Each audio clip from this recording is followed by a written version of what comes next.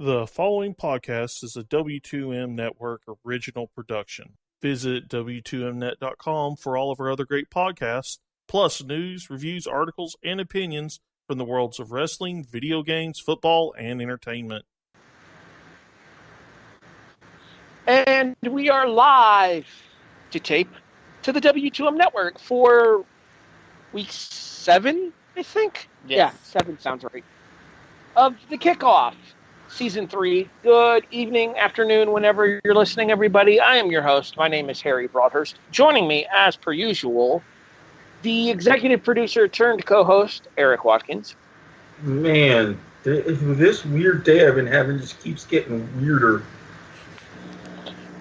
The co-host turned producer turned co-host turned producer, Brandon Biskobing. Yep, I just keep on going back and forth, back and forth, back and forth, back and forth. And the chairman of the W2M... Oh, wait. He's not here. Our best wishes are sent out to Jason Teasley, who's going through some personal stuff right now. We are hoping to have Jason back next week. Our thoughts are with you, buddy. What has been up with these last 2 weeks? Mercury in retrograde. And Fair you see, Harry, you done up and did it again. I know what you're doing. What did I do? We've talked about this. Yes, best wishes and everything, but there's a code that we use when this happens. Oh, God damn it. Jason Teasley's on assignment. Too late. Yeah, you of all people should know this. That's WWE Talk 101. I'm tired. Leave me alone. This is what happens when we start recording the show at 10 o'clock again rather than the 6 o'clock Thursdays that we have been doing recently. Anyway, we open the show how we always do. It's time for Studs and Duds. For the benefit of him not being here, Jason did pass along his stud and dud information, however.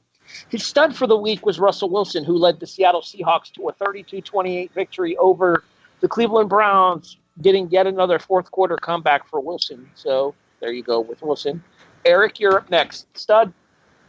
And now, I just gotta say, especially since we're close to Jason's neck of the woods, and it's pretty fitting, wide receiver Kagan Teets.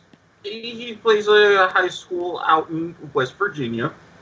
Now, it's one thing when you make a one-handed catch against the defender. It's another thing when you make a one-handed catch against your defender's body while he's draped all over you.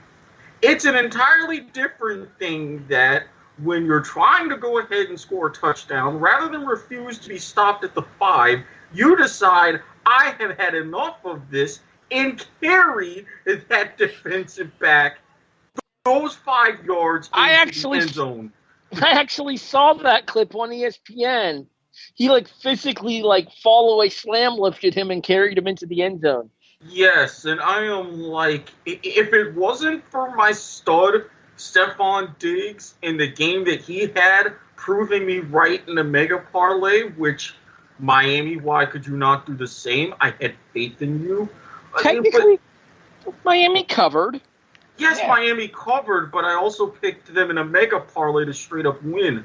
Granted, it was Canadian money, but still, 1,800 Maple Leafs, 1,300 Bald Eagles, it's the same difference. Okay, to be fair, you did it to yourself, trusting Miami to get a victory. Really. No, here was my thought process. Everything going on with the redacteds, firing the coach, quarterback carousel, everything going on with Daniel Snyder, plus just about everybody else winning titles in DC or getting to play for titles in DC except for Fucking them. Nationals. You would think that this would be the one game where this team is so dysfunctional that Miami slips up and actually wins. They came close. Okay, to the reasoning behind your pick of Stephon Diggs for your stud for the week. Well, I mean, again, Minnesota, which I warned a guy, hey, you may want to pick Minnesota because Kirk Cousins in a 1 o'clock game, and the fact that Stephon Diggs, you're trying to make him happy, 3 touchdown catches, well over, 150 yards, give or take? I forget the final number. Well, I ask you this from Kirk Cousins' perspective. How do you like that? I like that when it's at noon Central Time. Get back to me when you can play like that at 4:25 or 8:20 even. Eastern Standard, because it would be 3:25 and 7:25. 7:20 Standard, yes, or Central for the Sunday afternoon and Sunday night kickoffs.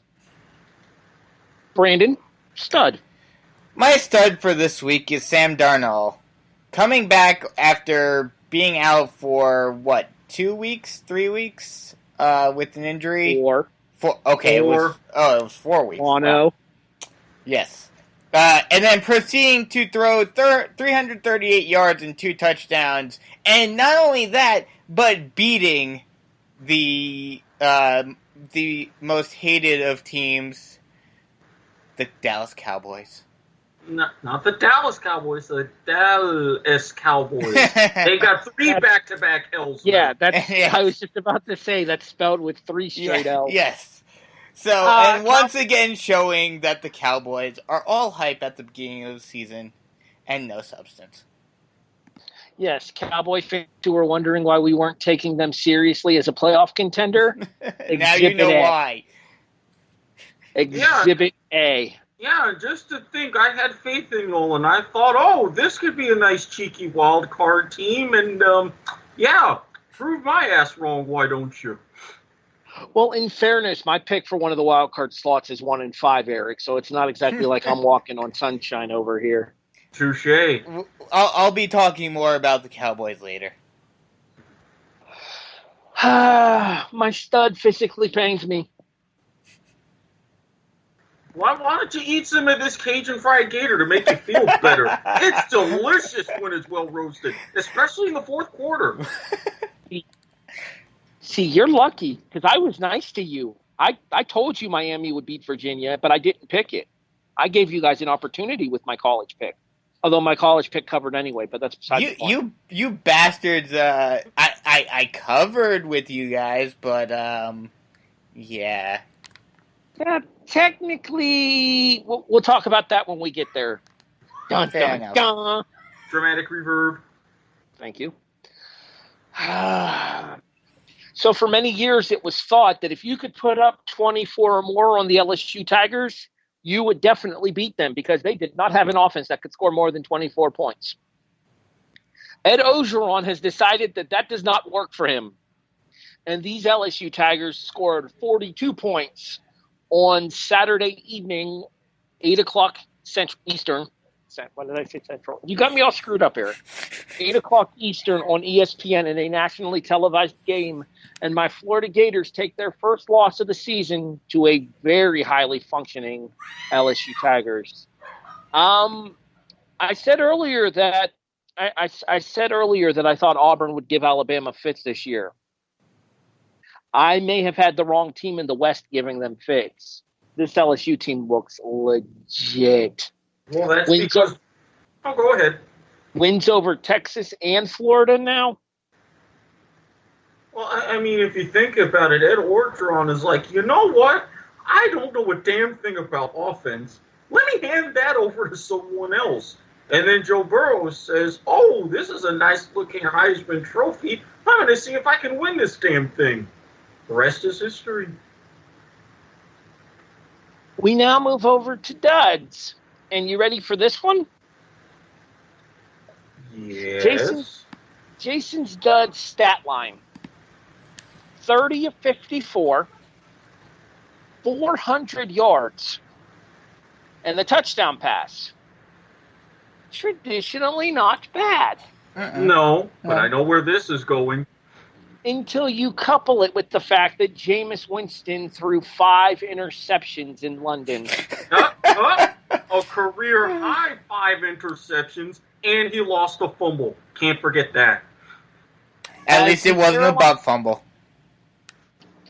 As the Carolina Panthers led yet again by a pair of scores from Run CMC, took down the Tampa Bay Buccaneers in the battle for second place in the NFC South, 37-26.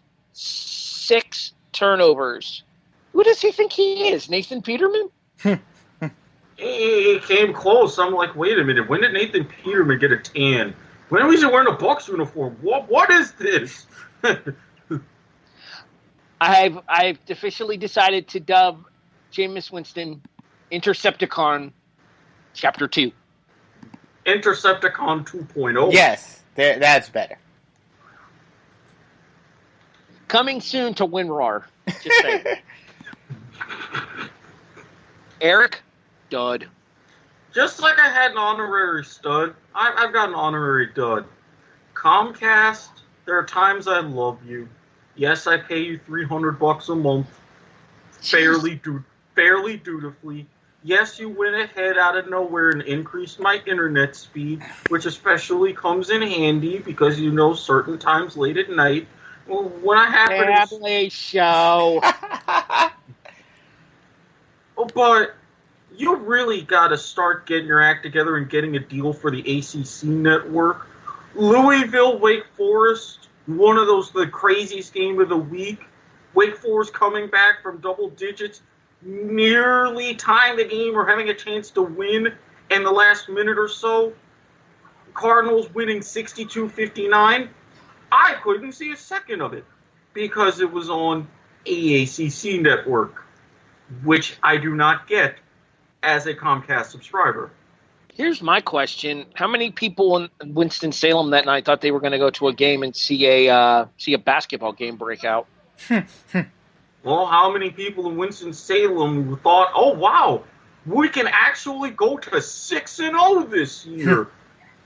That was the thing for me. Like, I was updating my college football statistics, and there were 4 undefeated teams that fell from the ranks of the unbeaten this year. We have 12 undefeated teams left in FBS college football right now. The 4 that fell off of the wagon this week were Florida. Another team we'll talk about later. I don't want to spoil anything. Dun, dun, dun. Dramatic reverb. Wake Forest and Memphis. One of these things is not like the others. Now, your actual dud, Erik. My actual dud for an actual game that I actually saw while getting my mom's car looked at. I really wish I had picked them in Are You Serious? Because, yeah, I would have never seen Georgia, third-ranked team in the country, counting down to the cocktail party to a real battle in the SEC East, championship aspirations. Kirby Smart actually said something didn't look right. He knew in the warm-up against South Carolina they were going to struggle. Will Muschamp is like, I lose, I'm most likely fired. So what happens? They put together a great performance. Rodrigo Blankenship does his part in not doing his job late in the game. And after a couple overtimes, the Gamecocks win. In Athens, no less. Between the hedges, as they say. Mm-hmm. Georgia, really, I'm all set, paint my face, dye my hair, I look good in red and white. What's the point now? Y'all are just a bunch of duds. This ain't happening. So now it's basically a case in the SEC East of who could potentially play spoiler to the SEC's chances of getting 2 teams in the college football playoff. Mm-hmm. Because Georgia losing to South Carolina is a bad loss, let's be honest. South Carolina was 2-3 coming into this game. Florida's loss to LSU isn't as bad, but if Florida still has to play Georgia and Alabama and or LSU again this season, it ain't looking good to be a Gator right about now. And I say that as a Gator fan. Realistically speaking, it's probably going to be champion only out of the SEC this year, especially with the way the Big Ten, the Big 12, and the ACC are playing out thus far. If the ACC plays out the way it does. Well, yeah. I mean, in a bad conference this year, if Clemson loses, they're screwed. Yup. Because there is nothing else solidifying Clemson's schedule this year. All right, Wilford, we get it.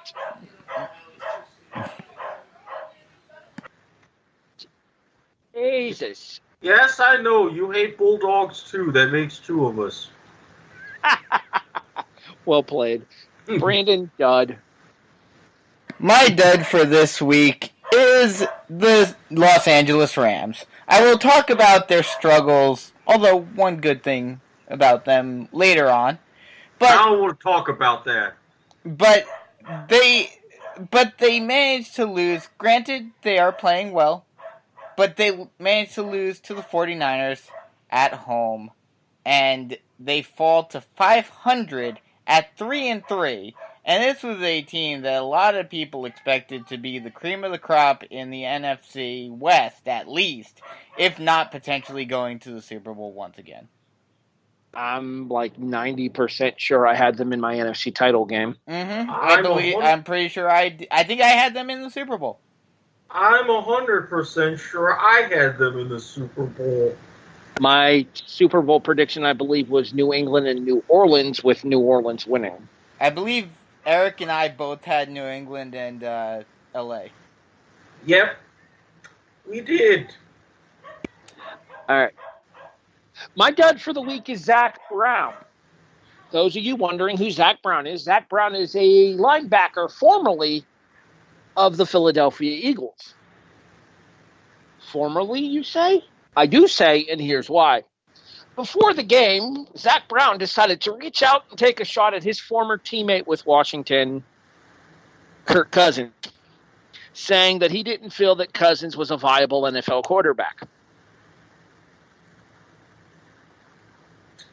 Yeah. The Minnesota Vikings then proceeded to put a beating on the Philadelphia Eagles this past Sunday, 38-20. And Monday, Zach Brown found himself out of a job, cut by the Philadelphia Eagles. If that's not definition dud, I don't know what is. Well, I mean, maybe he could take over the guy and it could still be the Zach Brown band. To quote one very funny movie, how do you lose your job on your day off? Technically speaking, it was his performance on his day working that cost him his job on his day off. Fair enough.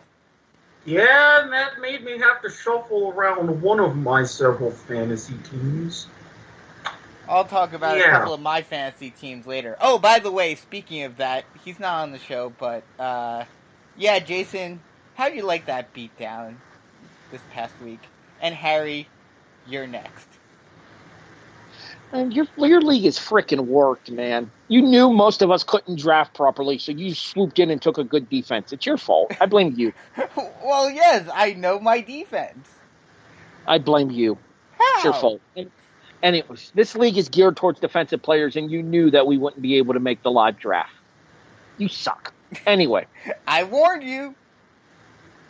All right, let's get back to the conversation about the show itself here. So that's studs and duds for the week, and that's going to take us into our So That Happened. Jason does the conversation about Houston coach Dana Holgorsen and one of his offensive linemen who took Holgorsen to task, stating that Holgorsen is basically encouraging the team to throw in the towel this year after their starting quarterback and starting running back both redshirted for the year. He's encouraged, according to the offensive lineman, I don't remember the kid's name, but there's talk going around that Holgorsen is telling his higher-level players to go ahead and just take the red shirt for the season. The season basically lost cause. Houston fell to 2-4 this past Saturday with a loss to the Cincinnati Bearcats. That's Cats with a C, not with a K. And more or less, things are all amuck in Houston with the Cougars. And Jason feels hilarious because Dana left West Virginia for this. I mean, that's more or less the gist of what Jason was saying. Erik? Now, for those of you who are sometimes like me, your Saturday nights don't go as planned. So you get the advantage of being up early Sunday morning. If you were up early this past Sunday morning, you got to witness an overall treat and what was Jameis Winston over in London. But did you happen to see the little extra that Carolina tried to do on the last play of the first half? No. Well, I did. There's a little known rule, but it dates back a long time. Oh, yes. Okay, yes, I do remember this now. I thought that was at the end of the game. Nope. It End can of the first actually... half. Oh, okay, it was the end of the first half. Yep, it's the end of the first half, and it's a little known rule. Go ahead. Technically, the debate was going around. It's not just the end of the first half. You can realistically do it at any time. Yeah. It just only makes sense to do it at the end of the half or the end of the game. Or if you're Joe Strong of the Green Bay Packers in November of 1933, you do it during the third quarter and you make a successful 30-yard field goal against the New York Giants. But that's beside the point. So what you're saying is the Giants were rumbling, bumbling, stumbling that day. Pretty much. Continue. Now, this stems from an old rule in rugby, the goal from mark, where you can take it by yourself. If you catch it, you feel you can kick it through the uprights, you can get your 3 points, go on about your merry way. Rugby union discontinued that rule in the 70s, but the NFL let it live on. If you were to take a fair catch on a kickoff or a punt, and you think, you know what, we've got a decent shot at making this. You line up in kickoff formation, no tee, you must have a holder. The defending team is at least 10 yards away from the spot, no rush. You go ahead and you take a crack. That's what Carolina did, but unfortunately, from what was that, like 62 yards? I think the official number was 64. Oh, was it 64? Okay. I believe the official number was 64. Okay.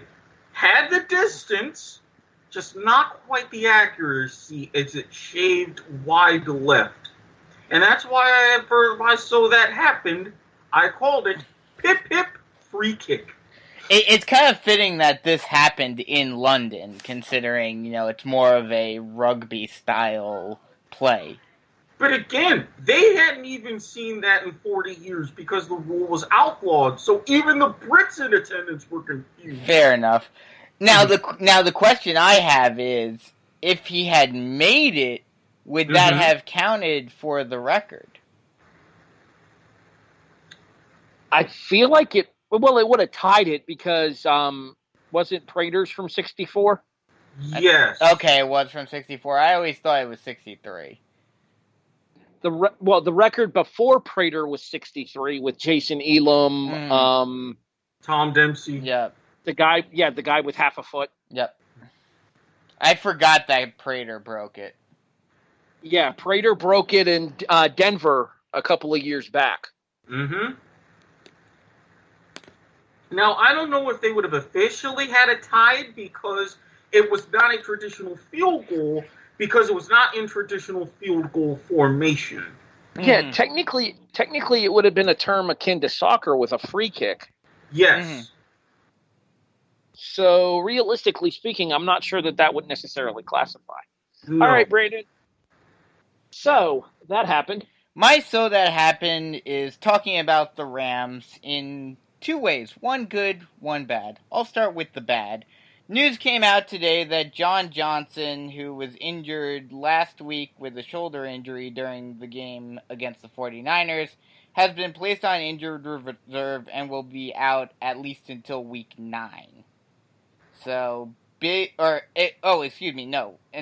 almost the end of the season, until mid-December. Minimum 8 weeks once you're placed on injured reserve. So, not until close to the end of the year. So, he probably will be done for the remainder of the season. So, big hit for them in their secondary, but not the same position. But they do get a little help in the secondary in another way, as Erik is oh so disappointed But Jalen Ramsey got his wish, and he is headed to L.A. to the Rams. And watch, the Rams get it together, and they have another Jaguar who winds up winning a Super Bowl ring. Okay, but here's the thing. I don't think Erik is that disappointed here because of what the Jaguars are getting back from this deal. It's 50-50. Yes, we got 2 first-round picks and a 4th-round pick. But at the same time, what good are those picks if I'm sitting here 5 years from now going through this exact same situation? I mean, it's your team, man. You talk to them. Exactly, and that's why, as I have mentioned many, many times in multiple groups, pretty much the entire division is almost entirely ignored because, well, you got a couple of pretty trash organizations, and I happen to root for one of them. So what does that tell me? We've gotten Erik started. There was another part of the story that you were going to touch on as well. I'm He who made room for Jalen Ramsey. Crap. I remember you talking about it, but I forget who you were talking about. Marcus Peters? Oh, yes. Yes, getting traded to Baltimore Mm-hmm. in order to make room for Jalen Ramsey to have that top corner spot out in Los Angeles. So a very busy week for the Rams. One could say that they were very, very active indeed. Okay, so that happened is called a two-team top 10 two-conference turmoil, I believe is the terming I used. It was something similar to that. I don't remember the exact words, but I'm actually looking for it now so I can give you guys the proper phrase that I put inside of the word. Top 10 two-horse race. Yes. So the latest ESPN AP top 10 polls are out. And I know this early in the season, it's really no reason to put a whole lot of precedence into these, especially given the fact that we haven't even released the first college football playoff yet. But when I look at the top 10 right now, would you believe that 7 of the top 10 spots are accompanied by just 2 conferences? I could see that. Yeah. 4 from the SEC, 3 from the Big Ten. I mean, Alabama, LSU, Florida, and Georgia, Ohio State, Wisconsin, Penn State. I mean, it's not really all that surprising for a number of reasons. For one, the fact that, SEC always gets, multiple top 10 teams. Big Ten has been growing over the past few years and always gets a lot. And like Erik mentioned earlier, it's a weak ACC season, so, and then the Big 12 and Pac-12, no one really cares about because they're out west. No, well, I mean, with the Big 12, you can make a similar argument. It's the top heaviness. Oklahoma, then a bit of a dip, then Texas, then a bigger dip, and then everybody else. Fair enough. Well, technically, there is still making noise in the Big 12 that isn't named Oklahoma or Texas. Let's not forget that Baylor's 6-0. And? Well, they haven't played anybody yet, but once they get a chance to play somebody, we'll see how legitimate they are this year as well. Exactly. It's Baylor. The best thing they've got going for them is that Art Briles is still screwing up somewhere else, and they've got sweet uniforms. I mean, hell, when you hear the place, Waco, Texas, do you really think of Baylor? Let's leave the politics and the craziness out of this one particular episode, shall we? Fair enough. I mentioned that there are 4 SEC teams inside of the top 10. Only 2 other SEC teams appear in the entire top 25. Number 11, Auburn, who's coming off of a bye. And number 22, Missouri, who beat who did Missouri beat? I think Kentucky. I'm honestly surprised. I mean, granted, they'll probably fall down and lose this week, especially considering who they're playing this week. But I'm surprised South Carolina didn't at least get some votes. South Carolina's 3-3, Brandon. Fair enough, but it's still And a big win. In the coaches poll, they actually did get 3 25th place votes. Huh. Wake Forest, Virginia, Memphis, and Texas A&M all dropped out of the top 25. So there would have been a 7th SEC team had Texas A&M. I mean, Texas A&M lost to Alabama, so I'm not really sure how much of a loss that was. Maybe it's the way they lost and the fact that they lost at home. Mm-hmm. Exactly. It's Texas A&M. I mean, let's be real here. All right, so that's going to wrap us up for So That Happened. And now we move on to I've Got a Question. Now, normally this works best when we have all 4 of us here because then I can split it off into one college question, one NFL question, one mixed question, and we can all kind of go back and forth. Since Brandon missed last week, I want to get Brandon's thoughts on a couple of the ones that we talked about last week real quick. Okay. And then I actually do have a fresh question for you guys. Okay. All right, Brandon, here's I've got a question for you in regards to what we discussed last week while you weren't here.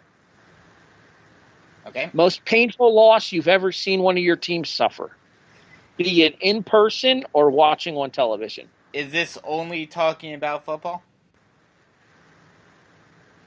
I mean, we are a football show. Fair enough.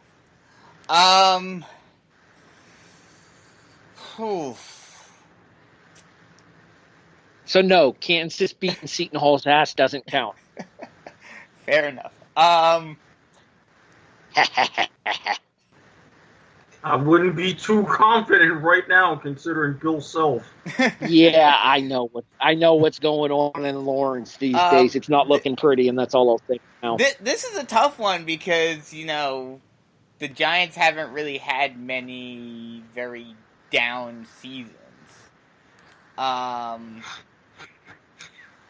What are you talking about? You guys won 2 games like 3 years in a row. Well, yes, but see, that wasn't very painful because you expected it. You knew it was coming. I think probably overall, I think the one that bites the most was what was it? 2008 or 2009. When they made it to the playoffs, even after the whole Plaxico thing, and then proceeded to get dominated in, I believe it was the divisional round. And I think it was to the Packers.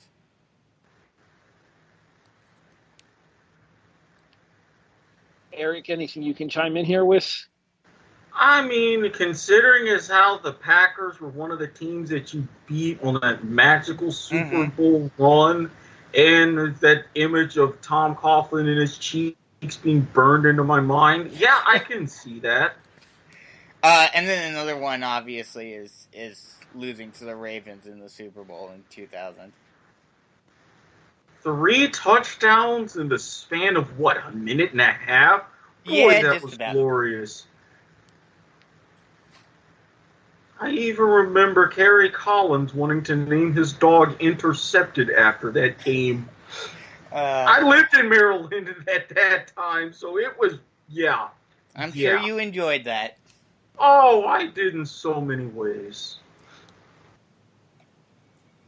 I got nothing.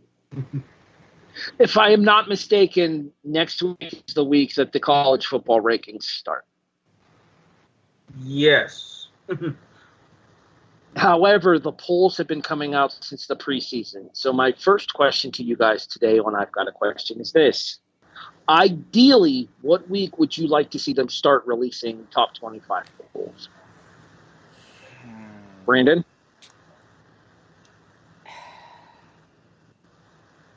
If it must matter, and they figure out a way to make it, not biased, maybe week 5, since that'll give you time to see where everyone's at and, what teams are actually contenders as compared to the pretenders. Probably either weeks 4 or 5. Erik. Well, to kind of clarify some things, it was 2008 divisional round, but you lost to the Eagles. Oh, okay. Oh, that's even worse. Divisional loss. Oh. Okay, continue, Erik. Okay, now that Harry Dice Clay has left the building.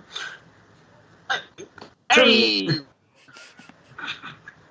To me personally, I think especially with the possibly growing phenomenon / train wreck / dumpster fire / smorgasbord that is week 0, I think week 6 is the right time because you're roughly at the halfway point, and like Brandon said, you've got the contenders separated from the pretenders. You've gotten into conference play a little bit. A lot of your teams have, your matchups against Open Date University or the Fighting Buys of Bye-Week State by then. So you've got much more of a sample size and a lot more data to digest to say, okay, what can we really put out? Who are really the 25 best teams and who really has the best shot? So week 6, I think that's kind of about where it should start. Speaking of bye weeks, I am receiving word that despite the fact that the Raiders just had their bye week and already being suspended, Vontaze Burfict was kicked out of the bye week game as well.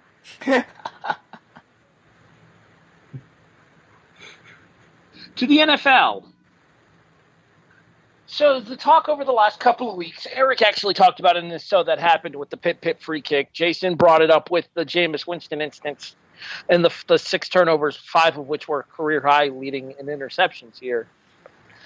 We're starting to see more and more of the London games creep into the throughout the season.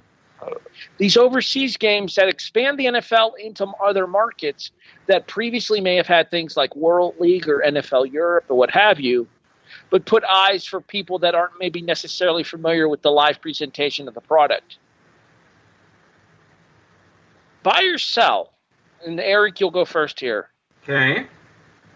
Buy or sell that we'll see the NFL in other countries besides England and Mexico within the next 5 years? Canada doesn't count. Yeah, I'm going to sell, but the reason why I'm selling is that I think with the NFL's current timetable, 5 years is a little bit too ambitious. I think with the fact that since they got rid of NFL Europa, and they were even tentative as far as Mexico City, especially after the fireworks that happened that led to the other fireworks that happened in LA, they're going to pick certain places that are at least semi-familiar, that have a pretty strong American football footprint. So they're going to take their time and really do this right. Now, if we were saying a decade, yes, I could see a couple of games in different parts of Germany, maybe the Netherlands, or even different things with Spain, if that stays held together thanks to their issues. But for 5 years, I think the NFL is pretty content, especially because they potentially got bigger issues on their hands within that 5-year window. Brandon, within 5 years, do we see an NFL game contested in a country other than the U.S., Mexico, or in England? How long has this London deal been going on? Approximately 5 or 6 years. Okay. Thereabouts. I think I'm gonna agree with Erik here that it probably won't quite be 5 years. I don't know the numbers. I don't know how much the popularity has grown in England since this whole partnership has started. I don't know if they've been getting numbers that have been saying, hey, there are more NFL fans now in England. the big issue that, well, actually not so much that way. To an extent, yes. The timeline doesn't exactly work because, yes, for the day games you can easily watch those games if you're in England or if you're in Europe. But, if you want to watch Sunday night, then you have to stay up until midnight, 1 o'clock, 2 o'clock in the morning over there. That's not to say that people don't do it if they're big fans of it, but it's gonna make expanding and doing more games over there even harder, and it's gonna be even harder for the NFL if they do go further into Europe, because that's another hour back. Well, forward, rather. So, back in our sense. So if you put a game on at, say, 2 o'clock over there, that starts at 8 o'clock here now. So, while, yes, they're trying to expand into these areas, they still want a good product, and they probably wouldn't want, both the viewership to be down here because of how early the games are starting, and also the players to be very fatigued because they're not used to playing at that hour. I think they will try to do it eventually, try to go into, Germany, Netherlands, whatnot. But I think unless they really see a big boom in the popularity over these past 5 years, I don't think it'll quite be 5 years. I think I'll have to agree with Erik that it'll probably be maybe 10. Our other question this week is going to come in terms of the XFL. With the XFL doing its player assessment draft, and we won't go into the details, we won't announce who all went everywhere. If you guys want to look that up, you're more than welcome to. There are plenty of places online that do it. It's looking more and more like a viable reality for the attempted start of a February 2020 season. Schedules have already been announced. Television partners have already been announced. Television broadcasters have even already been announced for the games as well on the various networks. Buy or sell, the success or lack thereof of the XFL could lead the NFL to creating an official minor league. Brandon?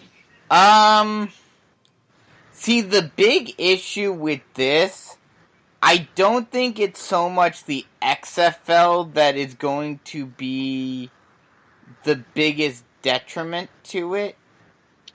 It's going to be what comes of all of the college legislation in terms of players getting paid and whatnot, and them working either with or, going against the NCAA and changing the eligibility rules.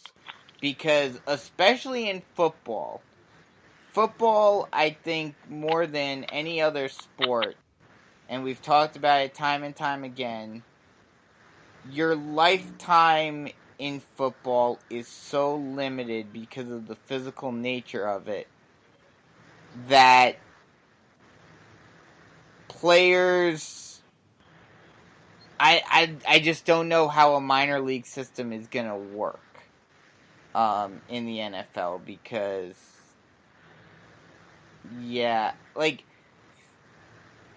They kind of had one by proxy in the AAF, Erik. Well, they really did, because the AAF was set up as a developmental league. Plus, when they took over control of the WLAF and made it NFL Europe, that was their minor league, their developmental league in Europe. Mm-hmm. Mm-hmm. The reason why I'm going to go ahead and buy this, similar to, as you had mentioned, with the eligibility and everything going on as further states pass different legislation for collegiate athletes. Rumors are there are several more states that are actually considering it in addition to California and New York. And I saw something come up on my phone through ESPN earlier today that there are several representatives and senators in the U.S. Congress that are talking about getting something on the floor. Exactly. So look at what the NBA kind of did to get ahead of it with the similar thing going on in basketball. Mm-hmm. We know the eligibility rules in basketball are going to change. So what are we doing? We have our minor league, the G League. We are going to strengthen it because if there's more viable opportunities, we can keep these players and things in-house. Now, with you have guys even now leading to go to the NFL sometimes a year earlier than they should, if things don't change right away in the collegiate landscape with this legislation as far as the Fair Pay to Play Act, because remember, that's not even due to take effect until 2023. So there's a lot of time with these recruiting classes. Mm-hmm. The NFL can keep their eligibility rules as is for the NFL, but if they decide to create a minor league, which I think they will, for all these students that want to leave early, going athletes, say, okay, you've still got to be tested, but we're going to have this opportunity for you. That way you don't try going elsewhere. Especially if the XFL takes off for the NFL. Instead of waiting until preseason for different rules, you can try it with your minor league. If you have stars like that, you can market. You can have restrictions for how long that you can be in this minor league. There's a lot of things with infrastructure that you can do. And even then, more guys for the practice squad who aren't seeing playing time, they can play in that minor league as well. And you can work out deals with NFL contracts, 1- and 2-way deals, like you're seeing in the NBA, like you have in Major League Baseball, like you have in the NHL. And you can fit the mold of those sports. So they're going to look at this and find a way to do it right. And I think inevitably, especially with this CBA, it's going to come soon. I think that's the one thing, that's the one reason that I would like to see this happen, is what you mentioned before just a little while ago about the rule changes. It seems like every year we have another ridiculous rule change, and every year there's a growing pain throughout the preseason and the beginning of the regular season, as we'll talk about more later. And it hurts, and it hurts the product as a result. So if you had that opportunity where you make the rule changes, right after the Super Bowl, you do the whole rules committee, and then implement those rule changes into the developmental league and have your refs, testing it out, and you're able to analyze it without it mattering nearly as much as it does in the regular season, that would help the league a lot. See, I think there's a marketplace for year-round professional football. Oh, there definitely is. Absolutely. The AAF, for as maligned as it was business-wise, by and large, it was agreed that the product was more or less watchable. Mm-hmm. The XFL is going to find itself in a similar situation where if the product is watchable, people will watch because Americans love football. That's the only issue that I find, though. Now, granted, we've never really seen it go, every potential offshoot football league, at least in recent history, has only lasted 1 year. So we haven't really seen it on a sustained level. But the one issue that I see in terms of the ratings, now granted, you're probably not going to expect to get the same sort of numbers as you do for the NFL, obviously. But the one problem that a lot of people, not so much about the AAF, I didn't hear it as much, but back with the original XFL, it was, these are basically, the scrubs. These are the guys that, weren't good enough to make it to the NFL, so it's a lesser product. That's going to be the one thing that any league, especially if it is being labeled as, the NFL's minor league, that's going to be something that they're going to have to figure out a way to promote to where it's not seen as, lesser than. See, I think if you're announcing in advance that it's a developmental league into the National Football Leagues, then fans' expectations will be set realistically through that. Fair enough. Yeah, because they made that announcement with the AAF. They said, we're trying to partner with the NFL. We're trying to use this. We're getting guys that weren't drafted, bench guys, practice squad, whatever, to try to use it as a developmental league for an avenue to get back into the NFL. Fans understood that. They saw the differences. And even then, there is some technology that the AAF had, like the Sky Judge, that's been bandied about for the NFL, especially after Monday night. So there's definite benefits more so than the drawbacks. Mm-hmm. The reason why the original XFL didn't work is because it wasn't seen as a developmental league. It was seen as a gimmick. So what did everybody do? Everybody treated it like a gimmick. Fair enough. Yeah, no, I definitely agree with that. But there were people, I remember reading stuff about people saying, it's not as good of quality of football. But the main thing about any sort of developmental league or whatnot is just going to be to, get the talent in there. All right, let's go ahead and move on here. We can talk more about this too. And we also have to come to a collective decision as the group as well as to whether or not we're going to try to cover the XFL here on the Kickoff.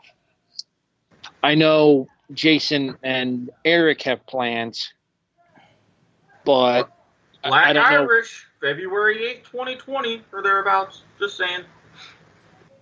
But we haven't decided whether or not that the attempt to take the Kickoff year-round is going to go through or not. We'll let everybody know how that turns out. Let me just say All right, let's move on here. Let me just say one more thing real quick.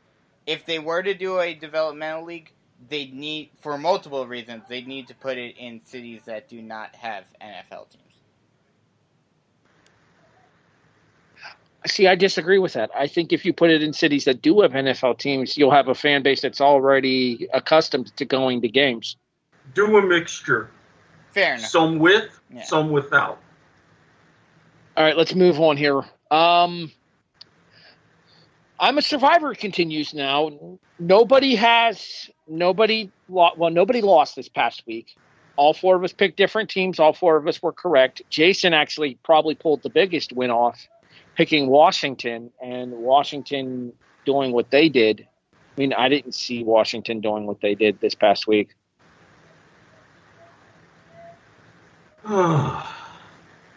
But Washington beating Miami. I picked New England over the Giants. I felt that was a fairly safe pick.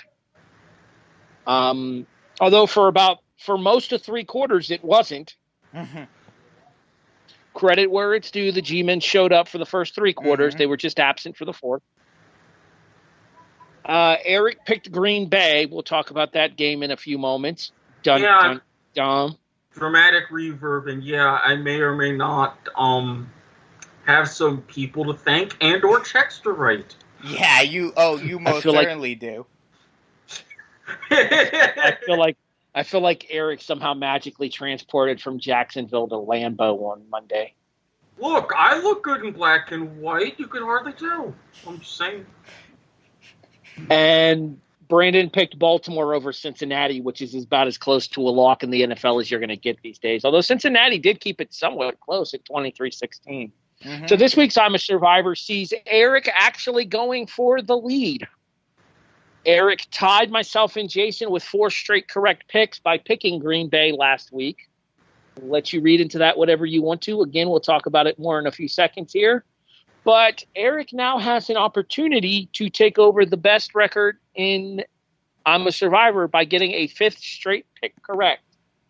Jason has picked New England. Shocker. I believe they play the Jets. Yes, they do. They do on Monday night. Okay, who the fuck thought that was a Monday night football game? Tom Whatever. Brady versus Sam Darnold. And Le'Veon Bell. The Jets are 1-4. Jets are getting Jets. It's a good Monday night. It's a good Monday night game for Week 7. I remember Jason, I remember someone thought the Jets were going to actually be good this year. And I just said it's the Jets. I don't think he's here tonight to defend himself. No, I am. They're another team that I thought could sneak into a wild card. And then Sam Darnold, which I say time and time and again, look, if you're going to delve into my level of seediness, you really got to up your game. You can't go around getting mono. Let the record state, Mr. Darnold, that condoms are your friend. And don't open mouth kiss a prostitute. Just saying. Unless you pay extra for it, because I mean, deep French kissing, let me tell you a few things. Under the right circumstances. You family! Okay, I feel like that's officially been covered. Let's move on. So Jason's I'm a Survivor pick is New England over the Jets on Monday night because he likes making my life difficult and having to wait till Monday to update these things. Brandon, who you got? I've got the team that just squeaked by getting their first win, getting their 6th loss this week. And the 49ers maintaining their undefeated record against the hapless Redskins. Hey! Yes? Try that again, good sir. Sorry. The hapless redacted. Thank you. On a related note, Jason Teasley is on assignment. Don't roll your eyes at me, Erik. I heard that. Oh, God. See, I'm not saying anything. I'm just not going to let that go. All right, Erik, who you got? Now, there's a certain divisional matchup going on, and there's a certain opportunity for me to pick a team that I may or may not be willing to pick again this season. But I think after everything that happened, after the last minute where there really was no more Fitzmagic, there will be no one, I tell you, that will circle the wagons like the Buffalo Bills. It's beautiful. Yeah, we're playing the Dolphins on Sunday. If we don't win this game, we don't deserve to be where we are. I decided not to, but because of how well known the Bills are for circling the wagon and winning games they're not supposed to and losing games that they're supposed to win, I was so tempted to pick the Dolphins as my Are You Serious for this week, but then I decided against it. And Brandon would be kicked off of the show. See, I try to keep friends on here. I have a weird way of doing it, but it works. All right.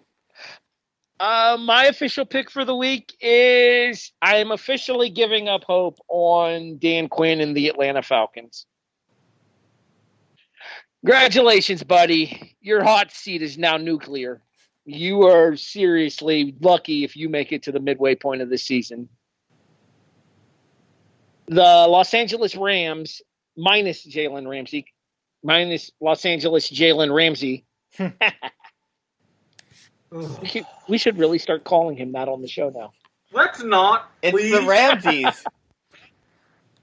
Poor Erik. It's the Los Angeles Ramseys now. On the plus side, Erik, you guys should pick up a win against Cincinnati this week. If only you could tell the blank stare that I have on my face right now. I know we should. But the Jaguars are also good at circling the wagon. Exactly. And not to mention, we're in October. We're getting close to Halloween. This is a dangerous time of year for Florida, man. very dangerous. Speaking of wagon circling, another team that fits that bill is most definitely Cincinnati. I take you once again back to January 2018. Regardless, I'm picking the Los Angeles Ramseys over the Atlanta Falcons. Yeah, Brandon, remember that advice that I was going to give you when you were asking me about that particular situation? Yeah, I'm keeping this in mind. Wait, I'm confused. We'll talk later. Someone was coming to me for some little job advice, if they remember correctly. Yes. Yes. Now he's gonna hate all of us. All right. Let's move on here. So that's your I'm a Survivor picks for the week. Oh wait, no, it's not. Did you change your pick, Brandon? No. Who did you pick again? I picked the 49ers. Did I ask him about I don't remember discussing the 49ers. I think I may have. I'm pretty sure. Whatever. Yeah. Yeah, you mentioned that because he saw that I already took your Bills. Yeah. But I don't think we actually discussed the fact that he was taking the 49ers, so that doesn't wrap up our I'm a Survivor for the week. Why are you taking San Francisco? Oh, wait. Because they're playing the redacted. That's right. Yeah, the whole redacted Okay, I'm clearly half out of it. You're out of it, dude. Stop. I'm about to say, I don't remember sending you any of the edibles either. All right. Let's go ahead and take a quick second. We'll pause here for a few seconds. We'll be right back after these lack of commercial messages. To our friends Mark Radulich and Jesse Starcher for hosting our show last minute.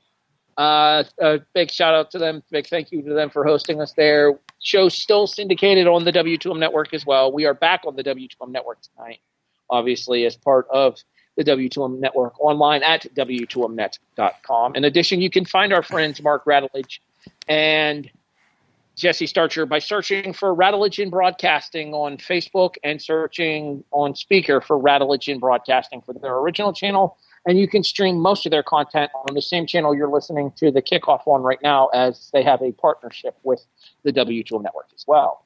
See? Commercial. I see what you did there. Well done. Not to mention kind of back covering our asses a little bit, because why not, right? Fair enough. All right. I don't have a get it together for Teasley. So I'm just going to assume that he would say that the Giants need to get it together after their fourth quarter performance. That feels like a Jason thing to say. Well, he also did bring up that stat with what happened with the Cowboys against the Jets. Yeah, but I don't think he's the only one picking Dallas for get it together, though. I know I'm not. Maybe he is then. So maybe he did pick. Actually, I think he did pick Dallas eventually to get it together. Yeah, because I'm not. Do you happen to have that meme in front of you? The statistic meme that he shared in the chat? I'm pulling it back up, but I do remember it was with the Cowboys getting 25 first downs, having the time of possession. There they go. The turnover advantage. Yes, when teams win the time of possession, total yards, turnover battle, pick up 25 first downs, and convert at least 10 or more third down attempts, NFL teams in those circumstances are 90-1 since the 1991 season. That one was the Cowboys. This past Sunday against the JE. Yeah, you're not getting me to do that garbage. All right. Let's move on to the people that are on the show for now. We miss you, Jason. Enjoy your assignment. We hope you're back next week.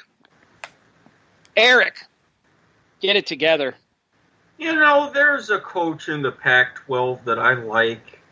I think he got a raw deal at his last job. I'm all a big fan of finding your inner pirate and unleashing and going off on weird tangents for an hour and a half from quarterback meetings. I get it. But when you're not having that good of a season and you're pretty much calling out your own team saying they were fat and whatever after you lose, and this was after the whole thing that was UCLA, nah, this doesn't 100% sit right with me. Mike Leach and Wazoo, y'all need to get it together. I mean, thank you for giving us Gardner Minshew, but good sweet Lord, this ain't cutting it. It's not. Not now. Arizona State 38, Washington State 34. You know, for as pesky as those Sun Devils have been to me this season, fucking up Michigan State's season and all. Don't you mean forking? No, I meant what I said, but yes, that would have been funnier. Freaking Sparky's actually doing really well this year. What are they now? 5-2? 4-2? Herm Edwards is coaching to win the games. What can you say? You played to win the game. I've heard that somewhere before. Y'all going to give me an aneurysm. All right, let's move on here. Brandon, speaking of aneurysm. Yeah, I was just going to say, I'm going to give you even more of one. Or better yet, the refs gave us all one this past Monday night. Have they not heard of the term "let the play go" when it's a close game? You're not the center of attention, Mr. Ref. Or are the Packers getting almost as good as the Patriots are at influencing things? Your call on now. Go ahead. It's your call on which one you believe it is, but. Oh my! Or is it just the you know what of football and the world as we know it? Yeah, this was completely inexcusable. Two absolutely horrendous calls of hands to the face on the Lions, which gave the Packers 2 huge first downs, which eventually led them to kick the game-winning field goal at the end of the game. Put the whistle in your pocket. And NFL, stop making football... I'm not going to say it. They're going to make me say something I'm going to regret. Look, now. Let's just calm down. Just because there was someone in Vegas who happened to put down a $185,000 bet on the money line, and the fact that he or she or they knew that in the past 3 games that Clete Blakeman and his crew refereed these games, that the Packers usually went on to win, that doesn't mean that anything shady whatsoever is going on. So let's just calm down, bask in the fact that I'm still on the island and can go for the lead and I'm a survivor, and let's enjoy ourselves. Either that or whoever the official was that threw those 2 flags is officially now the Rod Zapata of the NFL. And yes, your gift baskets are in the mail. I went with a decent edible arrangement because I'm on a budget, but just saying, that's entirely unrelated. I'm surprised Harry didn't say anything to my reference there. Rod Zapata? Yes. Really? Yes. Because you're going to make us talk about the Hell in a Cell finish? It's the same thing. They're both you-know-what. It starts with a P. It's not. Yeah, it's very similar. Not, it's very because similar. One was a referee stop. One was a referee stoppage. The other was a referee in a fuckery. match that's supposed to not have any referee interference. Okay, here's the deal, Zebras. I'm going to try to keep this as PG as possible. And frankly, anybody who knows me knows that that's difficult under the best of circumstances. There is absolutely no excuse for the outright dumbassery we've seen from the officiating crews this year. There is absolutely no excuse for these games to be being made as much about the referees as they are about the players on the field. There is absolutely no excuse for these games almost every single week. Games, multiple, plural, coming down to either bad officiating calls or non-officiating calls. You know what I say we do? I say we get rid of this stupid replay system. You know who I think we have control of the replays, Eric? Who? The announcers in the TV booth, because they get the best views of everything as it's happening anyway. Well, I agree with that in a lot of ways, and that's why I say go do what the AAF did, get sky judges. Because if you're going to make it come to the point of actually making games not able to be watched because of the downright disturbing amounts of blown calls throughout the course of these games, then you're going to do nothing but drive your fan base away from the game. And it's a very bad look, especially when the refs just got a new CBA themselves. But on a related note to that CBA, I understand that particular officiating crew has also signed a 3-year contract with the Packers. Now, man, I wonder what that'll do to their cap space. Not to bring up the comparison. You don't want to know.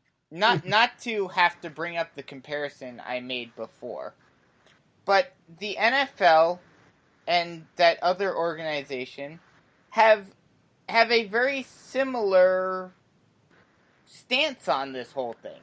They think we're all dumb sheep who, because it's the, at least for in the NFL's case, the only product on the market right now, they think no matter how much we mess up the game, no matter how much we destroy the foundation of the game, no matter how unwatchable we make it, you will still watch because it is your Sunday tradition. And unfortunately, they're probably right.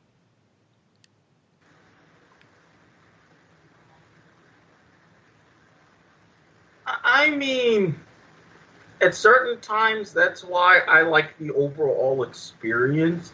Yes, going to games themselves is a bit cost prohibitive, but I do count down, look forward to watching Red Zone. I get to sit in park and watch for 7 hours, but at the same time, if there's other stuff that I'm intrigued in and the games are pretty much kind of bleh, and I'm doing like this as show prep so that way discuss big moments and things on the show, but other than that, I could catch up on other things, and sometimes I do. And I'm sure I'm not alone in this mentality, but if this mentality grows, and if the NFL at some point finally sees a hit to their wallet, that's about the only time things are going to change. Mm-hmm. And unfortunately, again, I hate to say it, but give it another 10 years and we're going to be talking about getting flags on these players. That's how bad it's getting. Personally, I think with having it in more of a flag system would have a lot more different trickeration and things like that. So I, for one, would actually welcome that sort of a change. I welcome our new flag throwing overlords.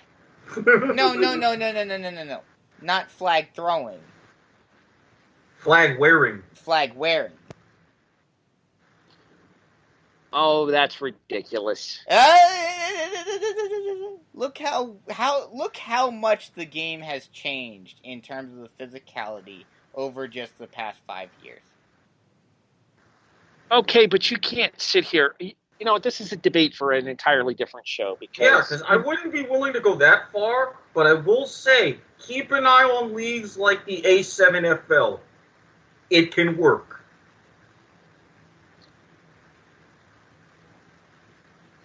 All right, let's go ahead and move on here. I actually have a get it together of my own here. Or Eric, you know what, Eric? Why don't you go ahead and go first here? I just did. Oh, Washington State. God. Man, I would love to have whatever you had because it is hitting you hard, and I could use it right now. Okay, let me state for the record here that I almost fell asleep watching NXT, and I'm like barely awake right now. Like I'm playing a game on my tablet to try to keep myself awake because I can feel myself crashing over here. So I'm trying to stay awake. I apologize, everybody. I know I'm a little bit off tonight. I think part of it is not having the full crew kind of throws off my performance as well because I don't have everybody to bounce off of like I normally would. See, Jason, get your ass back from assignment when you're feeling better, because we need you. Code for, yeah, I clearly fucking suck, apparently. I wasn't saying that. You were. I did, because I am, and I apologize. All right, let's go ahead and try to move forward here. Hopefully, I can. We'll see. Maybe. I can only imagine the title to this episode. You know who my get it together is tonight? Me. Jesus. All right. Seriously though, my get it together goes to the great people of the area of Los Angeles, California. And I don't mean the Los Angeles Ramseys. Sorry, Eric, that's a thing now. Brandon, I'm going to remember this. Especially, wasn't Tori seeking some job advice too? Well, it's not his fault that I'm the one that's still bringing it up. Yeah, exactly. Yeah, but he started it. I was just reporting on some news. But you did start it. You're guilty. All right, let's move on. Fine. Anywho, I'm actually going to talk to the AFC counterpart in Los Angeles here, the Los Angeles Chargers. You know how hard it is to not say San Diego still? Mm-hmm. Yeah, it's tricky even for me. Old habits die hard, and especially on a day where I'm clearly tired as is.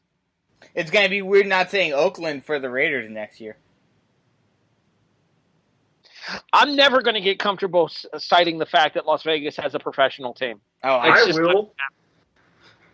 It's not going to happen. I think it's a terrible idea, but that's beside the point. We think the refereeing is bad now. That's beside the point. Speaking of things that are bad, let's talk Chargers fan base, shall we? Segue! I'm going to give myself credit for that one because that was actually not bad. No, it wasn't bad at all. That was a good one. Sunday Night Football was in the greater Los Angeles area again as the Chargers played host to the then 1-4 Pittsburgh Steelers. The Chargers were 2-3. The Chargers needed this game in order to, well, as it would turn out, move to just a game behind the Kansas City Chiefs after they had just lost to the Houston Texans earlier in the day. That stadium was 75% Steelers fans.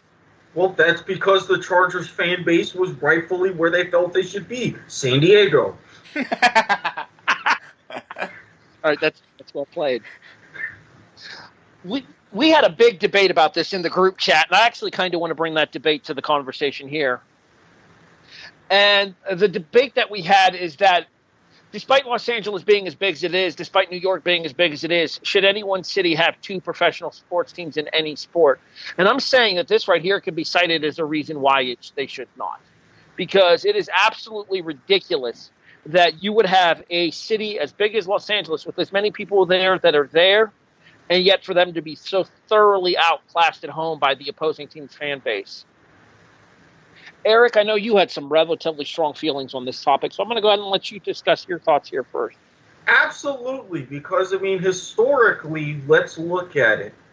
We talked about with everything with Oakland. The A's were originally in Oakland. Before that, they were in Kansas City. And before that, they were in Philadelphia. Why did they not stick around in Philadelphia? Everybody was zoning on the Phillies. Why did the St. Louis Browns move to Baltimore? Everybody was in on the Cardinals. Plus, you had the Raiders and Rams coexisted in L.A. back in the 80s and early 90s. But most of Los Angeles County, as you've seen in that culture, they were all for the Raiders. That's why the Rams eventually moved south to Anaheim. And then eventually to St. Louis again. And now back. Although, let's face it, they started in Cleveland, but even in the late 30s, Cleveland was so bad, nobody cared. So, but this is my case in point. The fact that I, for one, am of the mindset that for a league as a whole, your point of diminishing returns really gets to 16 teams. And I think anything beyond 24 is just kind of greedy. But yes, spread them out so that we have more for the different cities so every fan base can attach to one.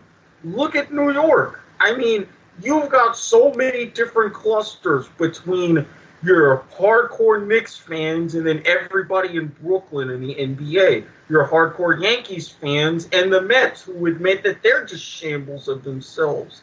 And that's even before we're talking with the NFL. So, to me, yeah, one is enough. Because you can divvy up that pie amongst the different leagues rather than just different teams in the same league. You're still going to get your money. That's my biggest thing, too, is having multiple teams in the same sport in the same city. Like, I'm okay with the fact that there are certain cities that have a team in every major sport if they can support a team in every major sport. New York can support a team in every major sport. Giants or Jets, kind of take your pick, whatever. Knicks, Rangers or Islanders, more so the Rangers. It's more of a Ranger city, especially since the Islanders are on Long Island anyway. And then the Mets and the Yankees in baseball. Historical franchises can stay as they are. I'm fine with that. But when you have a situation like it is in Los Angeles now where you had the Chargers come up from San Diego and you had the Rams come back from St. Louis, putting two teams into a market that has proven it can barely support one at times, then it just seems to be counterproductive towards creating the atmosphere that you want to create in an NFL game in the first place.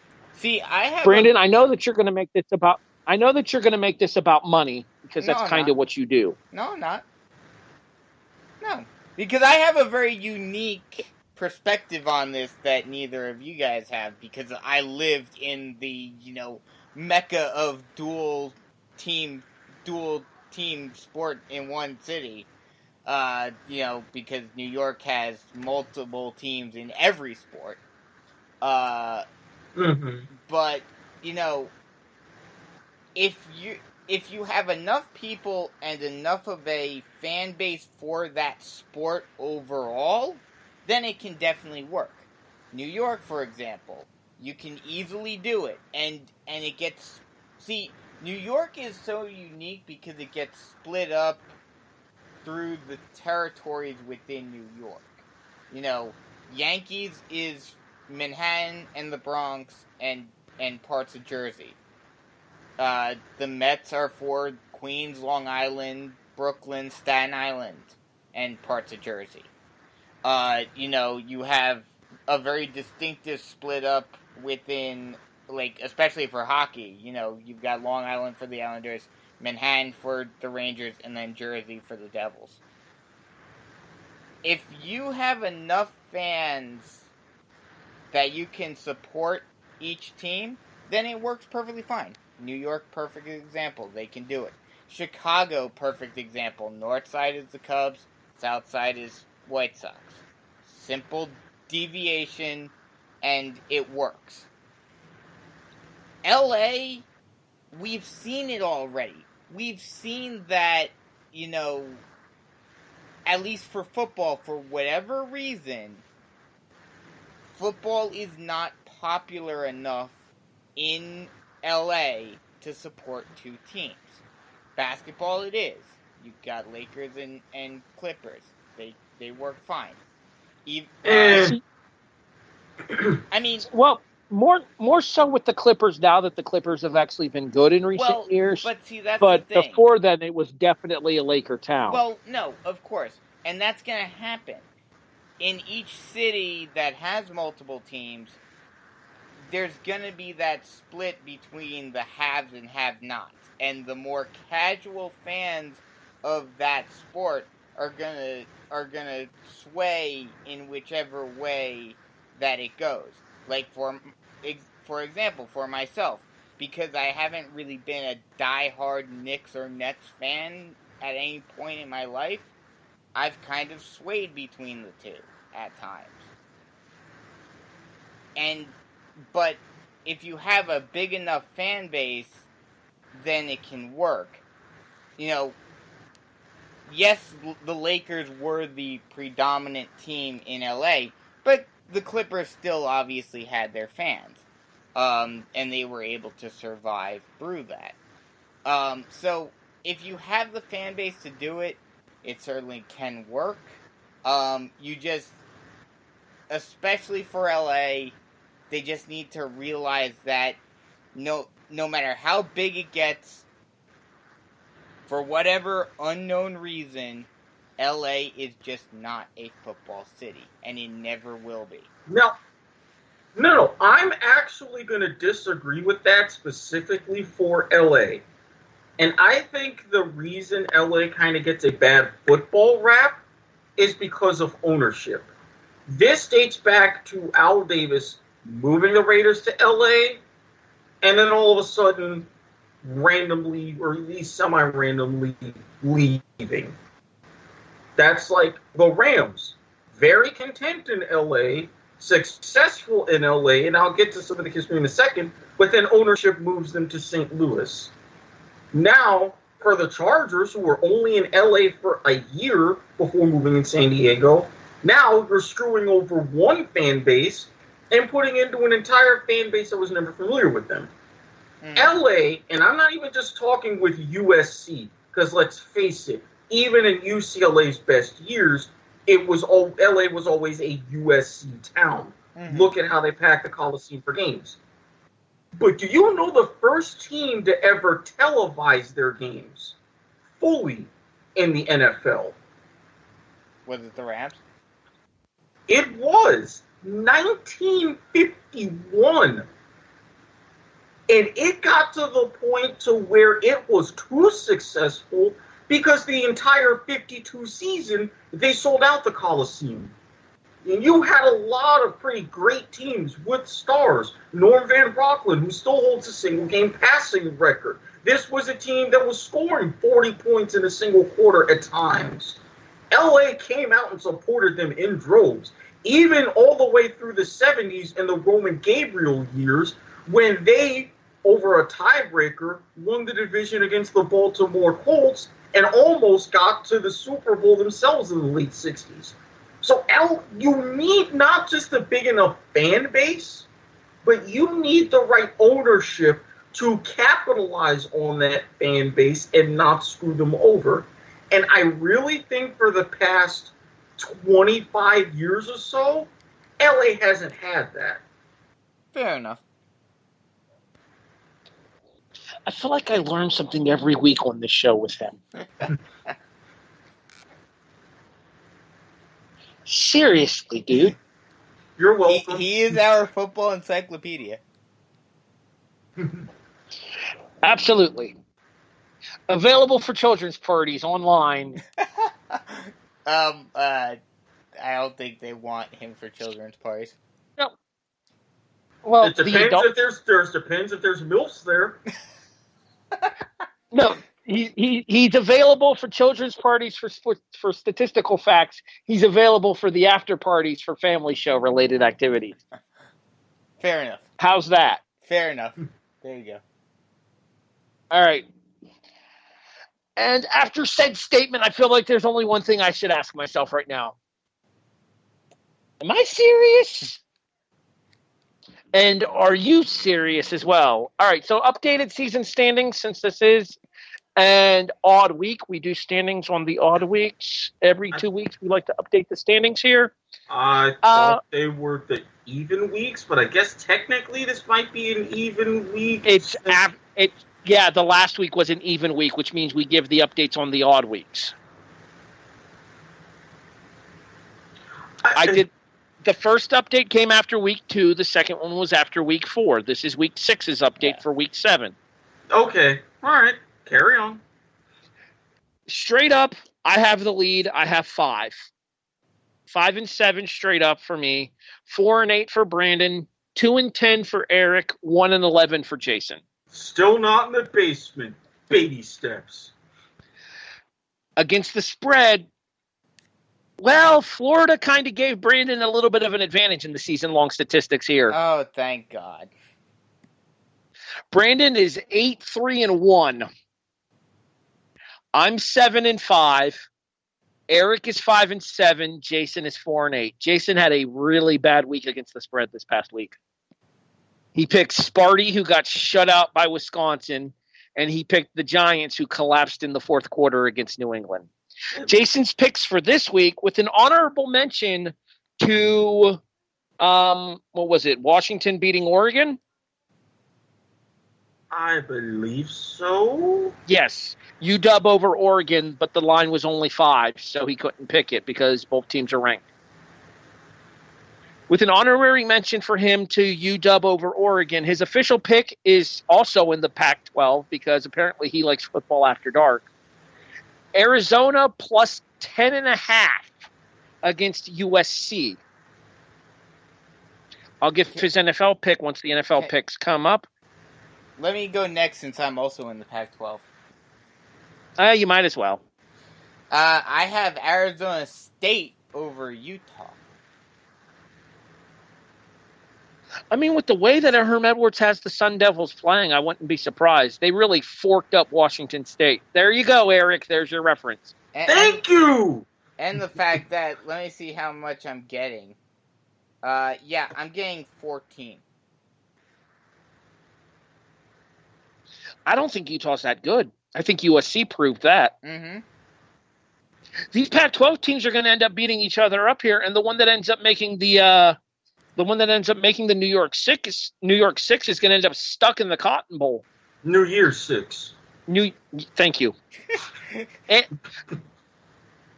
They deserve to go to New York. They're going to end up in the Pinstripe Bowl. Fuck it. God. Actually, that's where Miami might end up. Oh, don't remind me. All right, so since Jason and Brandon are in the Pac-12, I'm going to go ahead and be American. No, literally, I'm going to be in the American Athletic Conference. It is an unranked over ranked special. I'm also covering the line in this game. Temple plus 7.5 over SMU. I was considering that one. I don't want it to happen, but it wouldn't surprise me because I like SMU, especially, the days of the Pony Express and the death penalty and June Jones. I really want to see them back, but the American is just weird. That conference is on drugs most week, let's be honest. True. Very true. Not as bad as the saw MAC, though. Yeah, don't get me started on that. Yeah, that didn't work out so well for you this past weekend, Erik. Damn me and picking my Maction. Oh, no. After so many episodes of bad beats, I should have known better. Oh, when will you learn, Squid? When will you learn? Doot. All right, so I'm in the American. Those two are in the Pac-12. Let's go over to the ACC for Erik's pick. Why is it appropriate that you're in the ACC? Well, because there's one legitimate team playing, and then there's about 13 others who, they have no clue what they're doing, and it makes for some interesting action. However, the one team that's supposed to be legitimate, they have had a tough go of things the past couple of weeks. And for the game that I was not able to see, because again, Comcast and Xfinity really need to get it together with the ACC network. I don't have a 100% good feeling about this. I've seen Clemson. Louisville, to their credit, is a lot better than people think, taking advantage of the chaos that is just as much in the ACC Atlantic and is in the Coastal. That spread, even with Clemson being Clemson, is way too big. If Clemson goes ahead and pulls this off, it's redemption, and the ground gets a little bit more stable. But if they don't, then those question marks are going to start rearing their heads even more. And as a lot of people are dropping down Clemson farther in their polls than I'm sure a lot of people would like to see. Louisville plus 24.5. That to me just screams something. I think the Cardinals can at the very least cover. I don't think they're good enough to win, but after what they did to Wake Forest, it's going to be interesting.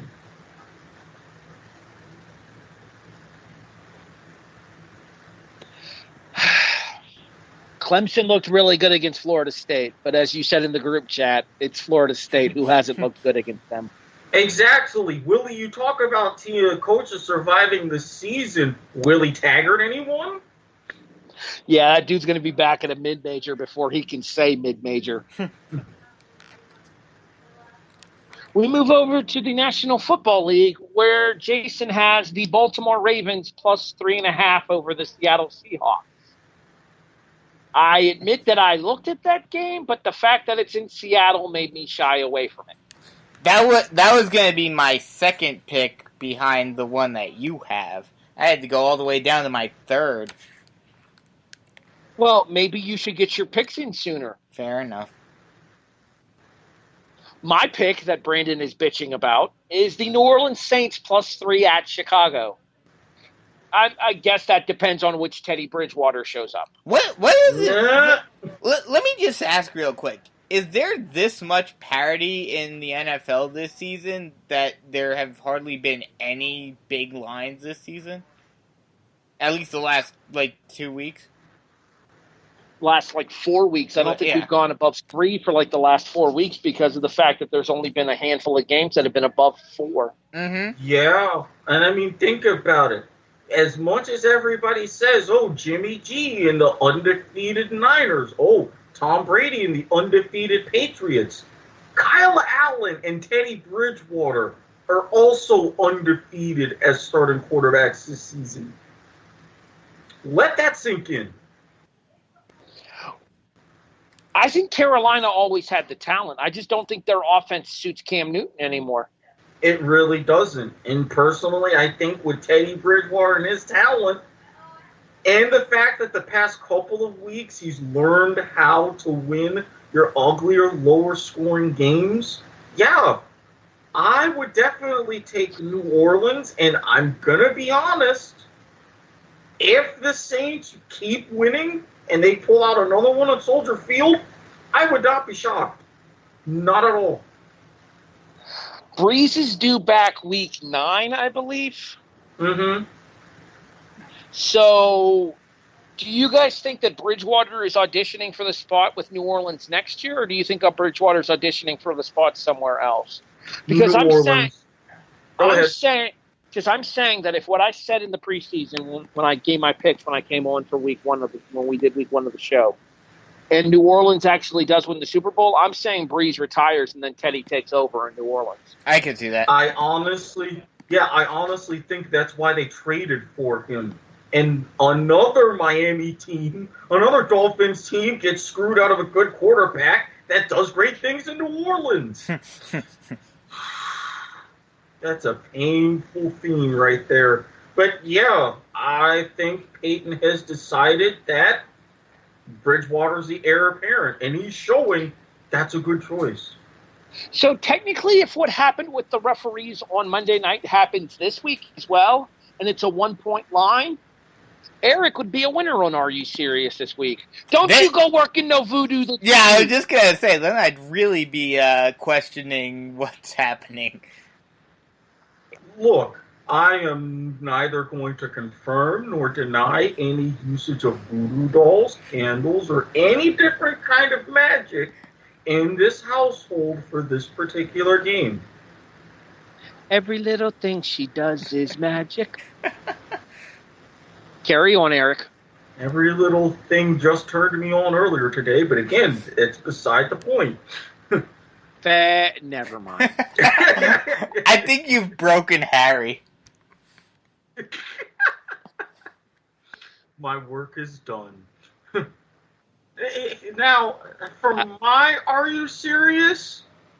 We mentioned this team. Yes, they got a little bit lucky. Yes, they did me a solid favor because not only did Kenny Galladay have a big enough performance to put me in the money in FanDuel, but I managed to stay on the island for another week, so it was a double win for me. But that crew ain't going to be sticking around Lambeau. And for giving the soon-to-be Las Vegas Raiders, hey, Gruden, I'm with you. Raiders plus 4.5. Quit knocking, Erik. You're waking up the dog. Hey, see, even Wilford agrees with me. That dog gets more screen time than most of us. There's a screen here? All right, I'll go ahead and give my pick now. No, I'm kidding. Go ahead, Brandon. You're closing us up for Are You Serious for the week. So yeah, threes are wild as the 3-3 Eagles face the 3-3 Cowboys, and it's a 3-point line. I don't trust the Cowboys. They lost to the Jets of all teams. Yeah, I'll take the Eagles.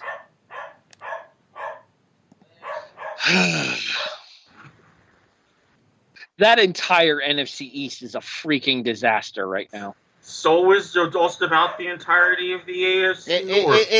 Just about the entirety of the AFC South. The NFC East. The race to mediocrity. Yeah, no shit. The Giants, let's put this into perspective, Erik. You're 2-4 right now in 2 games behind your division lead. Mm-hmm. We're 4-1 in a game and a half out of first. Mm-hmm. The Giants are 2-4 and are a game behind the lead in the NFC East.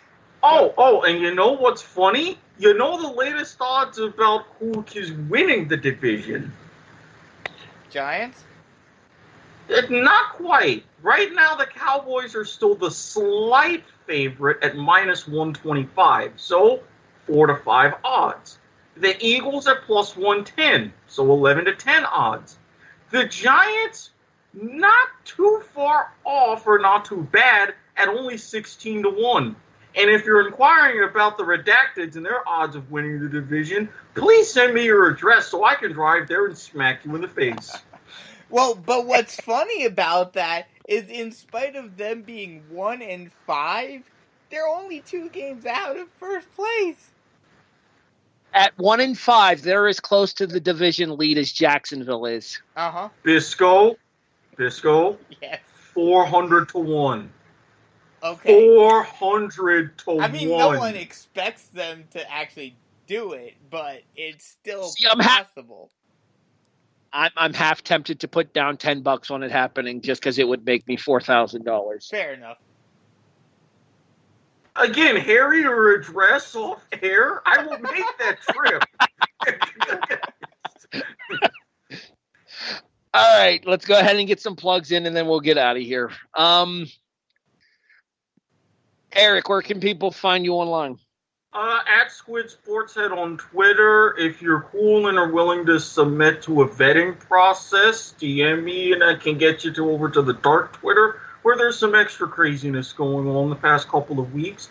And yes, there is a now unfortunate lost to the archives episode of Soccer to the Max because my computer hates me. But Rachel Krieger and I are going to be doing a little bit of write-up for our probably incorrect predictions on who's going to win the NWSL playoffs. And you never know. If I can pull a couple of strings, you may see an article with hot takes about what could be a Global Nations League. To be determined, watch this space. Dun, dun, dun. Double dramatic reverb. Ooh, is that like double secret probation? Just about. Even better sometimes. Yeah, baby. Brandon, where are you online? They can find me on Twitter at Bisco_GothamSN. On Facebook, ranting about a bunch of different things throughout different groups. Harry, just be glad that we don't do any wrestling stuff right now, because you would have had to deal with my wrath a few weeks ago. Yeah, see, it didn't bother me as much as it bothered some people. Well, yeah, and if you guys want to check out the W2M Network's thoughts on that, you can check out that wrestling show with Bill Yankowie. I think it's how it's pronounced. And if I fucked that up, Bill, then I greatly apologize. No, here's my thing. Just real quick here. ATB the Eagle on Twitter. You can find me over there. I'll admit I barely use it. I'm here and there on there. In addition, you can also find me on Facebook, Harry Broadhurst, and by all means, feel free to send me a message. I'm more than willing to talk sports, wrestling, whatever, with anybody that messages me, as long as you're not a complete asshole about it. Here's my thing when it comes to this kind of with the comparison between wrestling and football, especially when it comes to the refereeing. One of them is a work. Well, yes. The other one just acts like it sometimes. Fair enough. Oh, I'm not comparing them directly, but I'm just saying. It reminded me of it. He's not saying, folks. He's just saying. And you know what I'm just saying? Yes. I'm just saying if you want to follow Jason, he'll tell you to go fuck yourself, but you can find him at Turkaglue822 on Twitter. I feel like I did that justice. Yeah. Yeah, it was worthy. Very well. Again, Jason's on assignment. We hope to have him back next week. I think that's it. I don't think I forgot anything else. I know I tried to get a couple of you guys to go twice on a couple of segments, but, again, doing this late at night's kind of throwing me. Look, me going twice in a lot of situations has done me. Family show! That one I'm shutting down real quick. Jeebus. All right. This has been a I actually caught myself with that one. Did he just say he plopped himself? Yes. Did I hear that correctly? Yes, Yes, you did. This some bitch going insider on us.